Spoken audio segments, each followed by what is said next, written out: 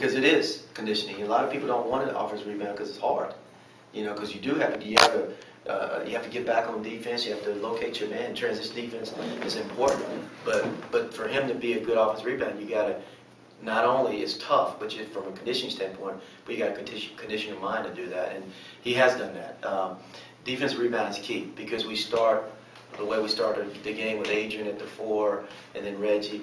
We're not as big as we can be with our team because we got bigger guys. But that team that starts, it's important that he is a good defensive rebounder.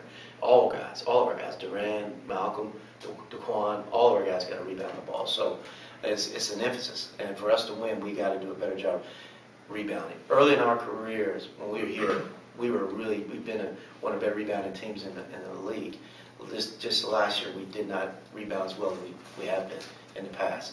So that's something we got to get back to doing. And for us to be successful, we got to rebound basketball, and he's a big part of it. And DeQuan, on the offensive rebound, you mentioned offensive rebound, but the other night you had to put back dunk on the offensive, something like that. You think be part of your game that feels good getting those kind of plays? I mean, it's a great momentum shift. The team gets confidence, and you get second chance points, and that's what in our league. The last 2 minutes of the game are pretty much won. The games are pretty much won in the last 2 minutes, and that could be a great momentum shift.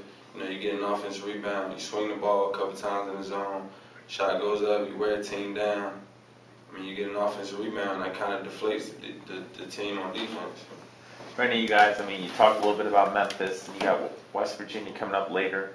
How excited are you about getting a chance to play quality teams like that, and how do you feel like that's going to help? That non-conference is going to help get you ready for the ACC? I think it's key because early in the season you get a chance to get tested as a team, and you have the chance to measure yourself as a team and see what you need to work on as a team. So I think it's very good for us, and we're really excited. Did you want the non-conference schedule to be a lot tougher this year, Frank? Were you kind of excited? Yeah, I don't think you're going each year saying you're going to play a terrible non-conference slate. I think last season we played some games that obviously some teams were not as good as we thought they were. But you look at the previous RPIs of the year before. That's how you base your scheduling.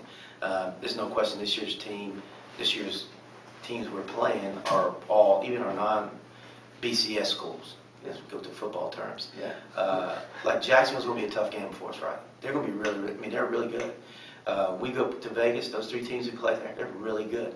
Central Florida, really good. So forget the West Virginia, Ole Miss, and Rutgers. We also playing teams of that caliber, I think. And you go back to the NCAA tournament year, we played Alabama State, so the Winthrops. Those teams were very, very good, and they're not from the traditional basketball conferences. So I think we got to be ready to play every night, and there's no question. I think these guys are capable of it. When I say veteran team, we got a team that went through some adversity last year, and I think they understand what it takes to win. So we'll see if they understand, because we've got a challenging schedule.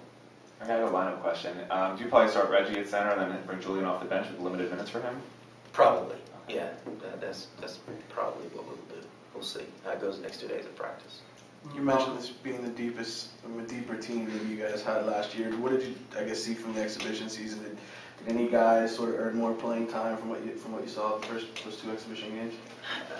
I don't want to say one guy. I think that you just look at we've got some pretty good depth in terms of talent. I think we got good talent. Minutes played will be determined by these guys in terms of when they get in the games. I don't base it on, as we start to play, if a guy goes in the game, he's playing well, he's going to probably get more minutes. Simple as that. That when you have good talent, that's the way you look at it. There's not great separation in terms of starters to our subs, although I think our perimeters, the 5 perimeter guys are pretty strong. Ryan and Garrett's coming off the bench, and Eric are pretty strong, and I think our post subs, Julian and Raphael and Donovan Kirk will be starters on a lot of teams. So I think those guys there's not a lot of difference there, but different types of players. Last question. Just Mal, through the 2 exhibition games, is there 1 or 2 things that you can pinpoint that you liked about what you saw from your team? Just maturity. Coach Coach really put a lot of emphasis on seeing how we would show maturity as a team, having a big lead and then, Mike slipping up or, playing sloppy. I just felt that we did a really good job of, showing maturity as a team, not playing sloppy, not trying to go out there and do what we're not capable of doing, just everybody staying within themselves. That really, really impressed me.